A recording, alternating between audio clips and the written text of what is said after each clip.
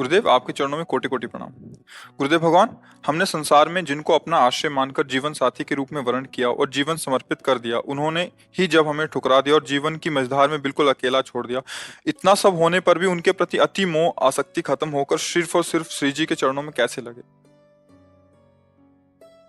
एक बार मार्कंडेय जी के आश्रम के पास सुरथ नाम का एक वैश्य और एक राजा दोनों आपस में मिले। तो राजा से पूछा, आप जंगल में यहाँ कैसे? कहा, मेरा राज्य छिन गया है, पर मैं वही राज सिंहासन, वही राजमहल, वही रानियां, ये हमारा चिंतन नहीं जा रहा है। मुझे राज्य मिले इस बात के लिए तो मैं दुखी नहीं, पर मैं अपने परिवार को नहीं छोड़ सकता। और रोने लगा। फिर पूछा, आप क्यों इधर जंगल में?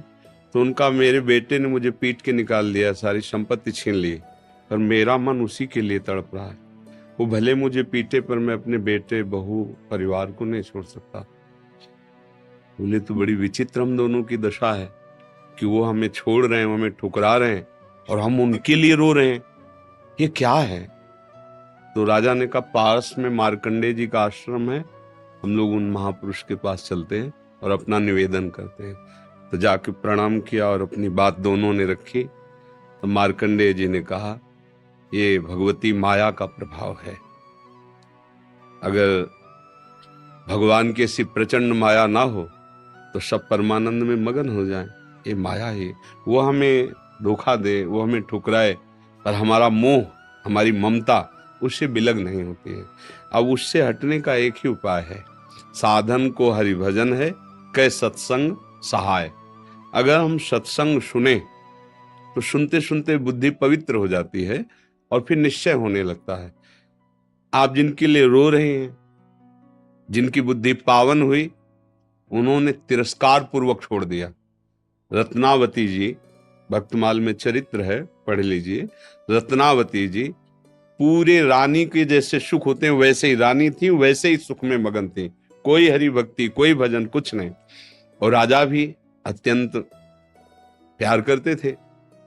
पर दासी, वो वृंदावन आती थी और संतों का संग करती थी, सत्संग, तो उसके हृदय में गोविंद के चरणों में प्रीति उत्पन्न हो गई। वो रानी के कभी पैर दबा रही होती तो एकदम बोल पड़ती, हा कुंज बिहारी, हा गोविंद। तो रानी सावधान होकर देखती, तू रहती तो मेरे संग है, मेरी निजी दासी, अंग सेवी, ये कौन है कुंज बिहारी, कौन है गोविंद? किससे तू प्यार करती है? आज तक मुझे नहीं बताया। हमारे यहाँ की दासियां तो आजीवन समर्पित अंग सेवी होती हैं, ये क्या? तो मुस्कुरा दी, बोली, महारानी आप अन्यथा मत समझना, ये कोई व्यक्ति नहीं हम जिससे प्यार करते हैं। नहीं नहीं, तू पूरी बात बता दो, मत सुनो, मत सुनो, नहीं किसी काम के नहीं रह जाओगे। और रो पड़े।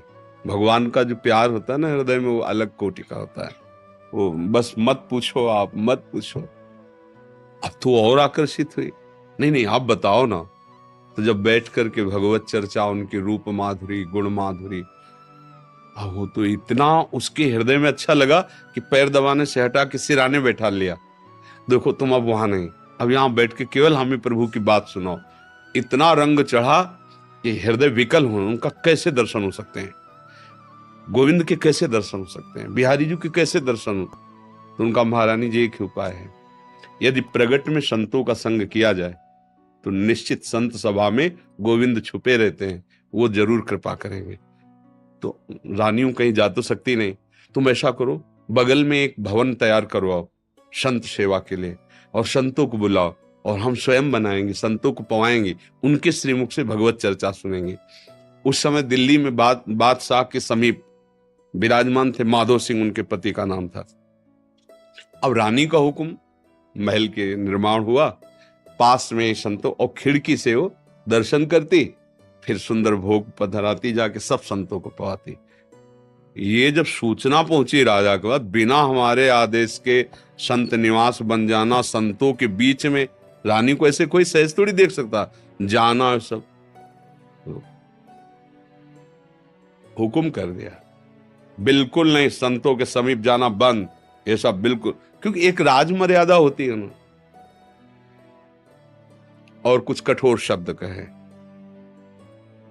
तुरंत नाई को बुलाया, अपना मुंडन कराया और संतों के बीच में बैठ गए। बोले आज से राजअन्न का त्याग। अगर मैं कहीं रानी हूं, कहीं भी किसी भी अंग में, मैं उसे रानी नहीं रहने दूंगी जो मुझे संत और गोविंद से दूर कर दे। कदापि। ये जब सूचना पहुंची को तो मुड़ मुड़ा के बैठ गई। सोचा ये तो मतलब भारी का भारी अपमान, इससे ज्यादा क्या हो सकता है। अगर मैं मारता हूं तो प्रजा विरोध में हो जाएगी, इसलिए इसको मारना तो है। बोले एक जंगली सिंह लाओ और छोड़ दो। तो संतों को, रानी को